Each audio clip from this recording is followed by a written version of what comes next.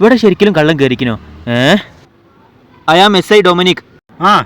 ആണല്ലേ? S I ഒന്നല്ല, അത് വീട്ടുപേരാണ്. എസ് ഐ സരോവരത്തിൽ അയ്യപ്പൻകാവ്. ആള് വലിയൊരു ഡിറ്റക്റ്റീവാ. രാകേഷേ, എവിടെയോ രാകേഷേ, ഇവിടെ എന്താ കളവ് പോയിന്ന് പറഞ്ഞു? സാറേ, അയാളുടെ മാല പോയി. മാനം പോയിന്നോ?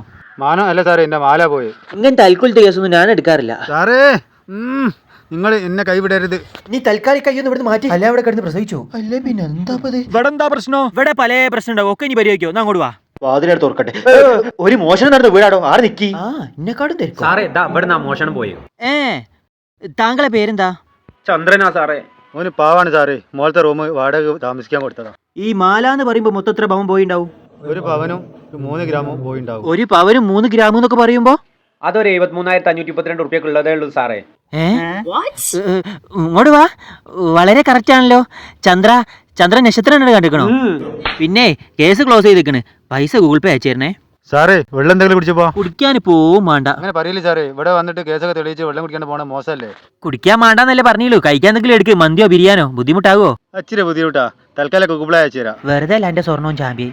ഇജ്ജാതി പിസ്കനല്ലേ നീ?